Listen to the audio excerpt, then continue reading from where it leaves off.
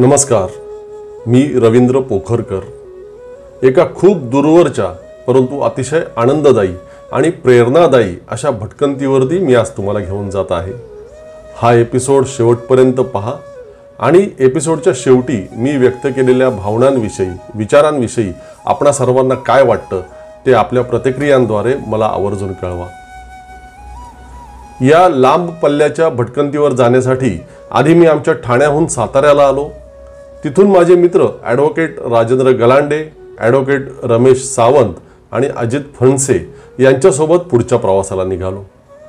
महाराष्ट्रातून कर्नाटक, तिथून तेलंगणा आणि मग तिथून आंध्र प्रदेश असा हा आमचा दौरा होता। ठाण्याहून हे अंतर बरोबर तब्बल 1000 किलोमीटर आहे। एवढ्या दूर आम्ही काय पाहायला चाललो होतो बरं मित्रमैत्रिणींनो? आम्ही चाललो होतो 12 ज्योतिर्लिंगांपैकी एक असलेल्या आंध्र प्रदेशातील श्री शैलम येथे। आणि ते कशासाठी? तर तिथे उभ्या असलेल्या आपल्या छत्रपती शिवाजी महाराजांच्या भव्य स्मारकाचं दर्शन घेण्यासाठी आणि सोबत तुम्हालाही त्याचं दर्शन घडवण्यासाठी। चला,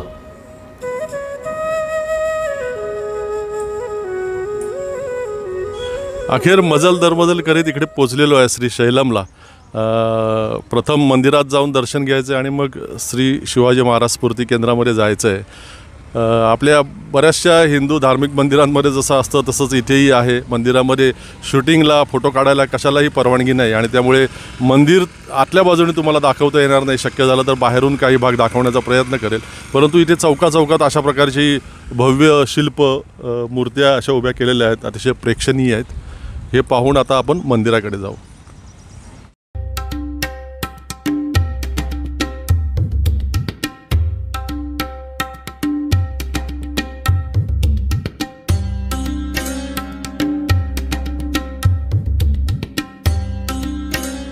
श्री मल्लिकार्जुन ज्योतिर्लिंगाचं दर्शन घेतलं। अपेक्षेनुसारच तिथे फोटो व्हिडिओ शूटिंगला परवानगी नाही, त्यामुळे ते काही तुम्हाला दाखवता येत नाही। मग तिथून आम्ही निघालो ते मंदिरापासून अगदी जवळच असलेल्या छत्रपती शिवाजी महाराज स्फूर्ती केंद्राकडे।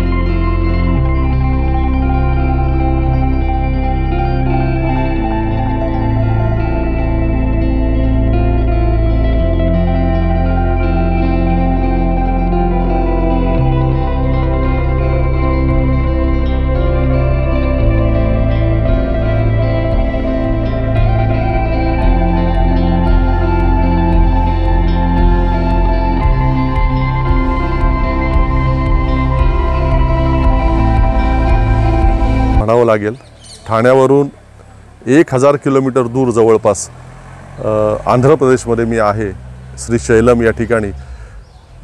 अभिव्यक्ती यूट्यूब चॅनल ज्यावेळेला करोना काळात सुरू केलं त्यानंतर काही मित्रांनी लिंक पाठवली होती वेगवेगळे ट्रॅव्हल व्हिडिओ बघून की आपल्या मराठी मुलखातल्या राजाचं, आपल्या सगळ्यांचं प्रेरणास्थान असलेल्या, दैवत असलेल्या छत्रपती शिवाजी महाराजांचं आंध्र प्रदेशसारख्या ठिकाणी दक्षिणेमध्ये एक भव्य स्मारक उभं आहे आणि ते तुम्ही अवश्य पाहिलं पाहिजे। तेव्हापासून तीव्र इच्छा होती इथे येण्याची आणि अखेर ती काल फलद्रूप झाली।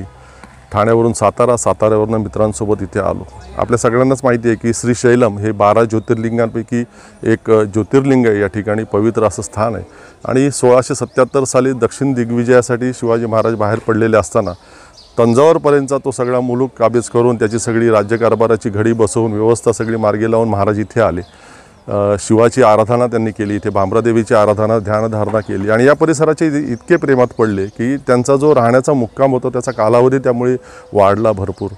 या ठिकाणी जे मल्लिकार्जुनाचं मंदिर आहे, जे ज्योतिर्लिंग आहे, त्या मंदिराची अवस्था सगळी त्यावेळेला थोडीशी वाईट झाली होती। काही ठिकाणी तटबंदी, काही ठिकाणी बुरुज, ती गोपुरं पडली होती, त्याची दुरुस्ती शिवाजी महाराजांनी केली। आणि त्यामुळे इथल्या लोकांना, या मंदिराचे विश्वस्त, इथले नागरिक, या सगळ्यांना आश्चर्य वाटलं की दूरच्या मराठी मुलखातला एक राजा इथे येतो आणि आपल्या मंदिराची दुरुस्ती करतो, इथे ध्यानधारणा करतो. त्याचं अतिशय आश्चर्य त्यांना वाटलं. आणि म्हणून महाराजांच्या हयातीमध्येच, महाराज इथून गेल्यानंतर महाराज ज्या ठिकाणी ध्यानधारणा करत होते त्या ठिकाणी त्यांनी ध्यानमंदिर बांधलं आणि पुढच्या काळामध्ये इथे छत्रपती शिवाजी महाराज स्फूर्ती केंद्र उभारण्यात आलेलं आहे. अतिशय भव्य आणि सुंदर असं आहे. या केंद्राचं तुम्हाला सगळ्यांना दर्शन घडवतो. छत्रपती शिवाजी महाराजांचं स्फूर्ती केंद्र आणि महाराजांचं ध्यानधारणा मंदिर लागूनच आहे. अतिशय भव्य विशाल असं हे आपल्या महाराजांचं स्मारक आहे. त्यातील महाराजांची तेजपुंज मूर्ती पाहताना ऊर अभिमानाने भरून आला.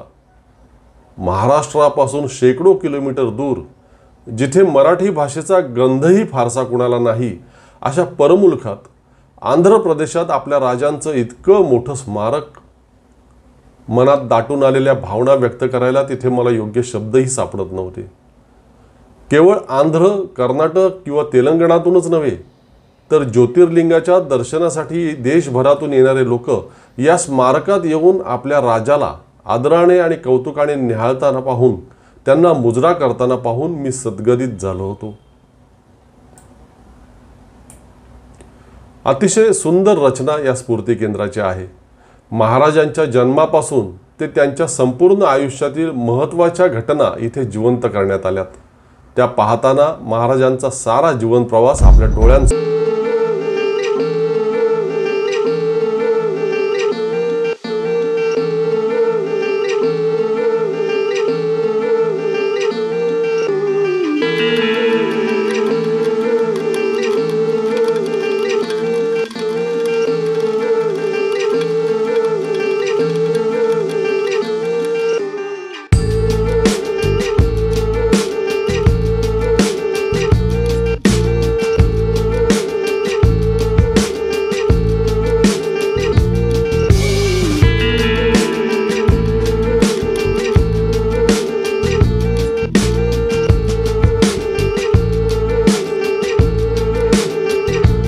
जो परिसर पाहिला, पाताळगंगा आणि त्याच्या दऱ्या, डोंगरदरे, तर मला प्रतापगड महाबळेश्वर जावळीचं खोरं, म्हणजेच हे जावळीचं खोरं आणि इथलं खोरं याच्यातलं साम्य खूप दिसून आलं. आणि या ठिकाणी शिवाजी महाराजांना राहावंसं वाटलं, थांबावंसं वाटलं. याचं कारण जावळीचं खोरं पूर्वी पाहिलेलं असल्यामुळे जावळीच्या खोऱ्यात आणि या खोऱ्यामध्ये बऱ्यापैकी साम्य असल्यानं मला शिवाजी महाराजांना या ठिकाणाचं आकर्षण वाटलं असेल याच्याबद्दल काहीच शंका वाटत नाही. आणि त्यामुळे ते कदाचित इथं जास्त काळ राहिले. इथं हे भ्रमरांबा देवी हिची पूजा अर्चा केली आणि या ठिकाणी त्यांना ध्यानधारणा करायला, राहायला आवडलं. यात विशेष असं वाटत नाही आहे. परंतु माझ्या प्रदेशाशी साधर्म्य असणारा प्रदेश इथे आंध्र प्रदेशमध्ये देखील आहे. आणि छत्रपती शिवराय हे पुणे, सातारा जिल्ह्यापासून ते हा श्रीशैलम, त्याचबरोबर तंजावरपर्यंत हा दक्षिण दिग्विजय मोहीम शिवाजीराजांनी केली आणि त्याचा हा प्रदेश साक्षीदार आहे. त्यामुळे या ठिकाणी आल्यानंतर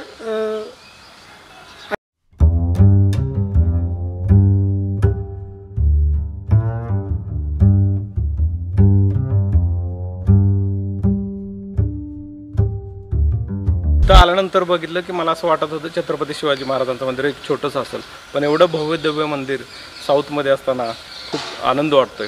काही जण छत्रपती शिवाजी महाराजांना म्हणतात की 3.5 जिल्ह्यांचे ते राजे होते आणि 3.5 जिल्ह्यांचे राजांचा किंवा काकताल येणे असं काही जण त्यांना हे करतात. परंतु इथं आल्यानंतर ते कळतं की 3.5 जिल्ह्यांचं राज्याचा किती मोठा प्रभाव किती दूरवर पसरलेला आहे. इथं ह्या मंदिरात सकाळपासून भाविक इथं येत असतात. छत्रपती शिवाजी महाराजांना ते आपले राजे असल्यासारखं तिथं ट्रीट करतात. मी पाहिलं इथं विविध भाषेत, तेलुगू, तमिळ, मराठी असे विविध भाषिक आहेत आणि इथं छत्रपती शिवाजी महाराजांचं फक्त एकच मला इथं एक गोष्ट खटकली, छत्रपती शिवाजी महाराजांचे गुरु म्हणून तुकाराम महाराजांचं कुठंतरी पाहिजे होतं. रामदास आहेत, योग्य गोष्ट आहे, परंतु त्याच्याबरोबर जर तुकाराम महाराजांचं असतं तर मला अधिक चांगलं वाटलं असतं. छत्रपती शिवाजी महाराजांची ध्यानधारणा करतानाची अतिशय सुंदर मूर्ती ध्यान मंदिरात आहे. त्या मूर्तीवरून नजर हटवावीशी वाटत नाही.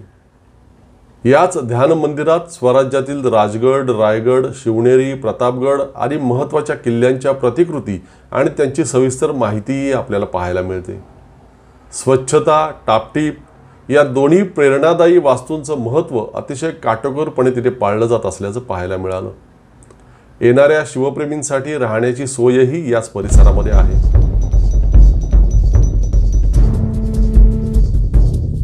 सकाळी आम्ही इथं आलो 7:30ला आणि इथं ज्या वेळेला आम्ही स्मारक पाहिलं त्यावेळेला आम्हाला खूप आश्चर्य वाटलं. कारण आमच्या गावापासून 750 किलोमीटर दूर आमचे शिवाजीराजे इथं 350 वर्षापूर्वी येऊन गेले. 1677 साली ते इथं आलेले होते. त्यांना कदाचित आयुष्य थोडंसं जास्त लाभलं असतं तर इथंसुद्धा एक मोठं साम्राज्य दिसून आलं असतं. मला इथं आल्यानंतर खूप ऊर्जा प्राप्त झाली.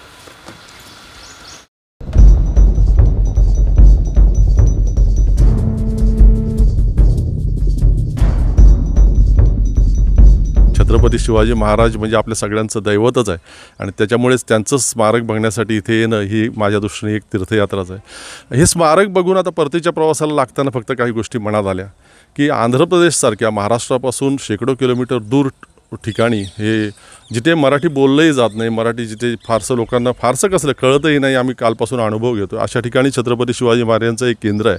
आणि केवळ महाराष्ट्रातले इथे येणारे लोकच नव्हे तर देशभरातून वेगवेगळ्या प्रांतातून इथे येणारी लोक या केंद्रामध्ये येत आहेत. छत्रपती शिवाजी महाराजांचं मूर्तीचं दर्शन घेत आहेत, महाराजांचा इतिहास जाणून घेण्याचा प्रयत्न करत आहेत, महाराजांच्या इतिहासाला पुन्हा एकदा उजळणी मिळते. हे सगळं जर महाराष्ट्रापासून दूर शेकडो किलोमीटर इथे होऊ शकतं तर हे महाराष्ट्रामध्ये का घडू शकत नाही? आपल्याला सगळेच जण पाहतोय की गेली 20-25 वर्षांपासून किमान महाराष्ट्रामध्ये छत्रपती शिवाजी महाराजांचं भव्य स्मारक उभारण्याच्या दृष्टीनं वेगवेगळ्या घोषणा सुरू आहेत, परंतु त्या पोकळ निघत आहेत आणि नाही समुद्रात नाही, नाही रस्त्यावर नाही, कुठल्या गडांवरती नाही, शिवाजी महाराजांचं स्मारक प्रत्यक्षात काही येताना दिसत नाही.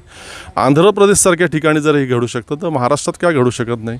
आणि मला त्याहीपेक्षा वेगळं असं वाटतं की एकाच ठिकाणी कुठेतरी भव्य करोडो रुपये खर्चून स्मारक उभं करण्यापेक्षा अशा प्रकारची स्मारकं जर महाराष्ट्राच्या प्रत्येक जिल्ह्यात उभारली गेली आणि छत्रपती शिवाजी महाराजांचं खरं जीवन चरित्र, त्यांचा खरा जीवन प्रवास, प्रेरणादायी जीवन प्रवास लोकांसमोर मांडला गेला जसा इथे मांडलेला आहे तर ते अधिक उत्तम होईल. नव्या पिढीपर्यंत छत्रपती शिवाजी महाराज समग्रपणे आणि खऱ्या अर्थानं व्यवस्थित पोहोचतील. हे इथे होऊ शकतं तर महाराष्ट्रात का होऊ शकत नाही? खंत आहे ती एवढीच. धन्यवाद.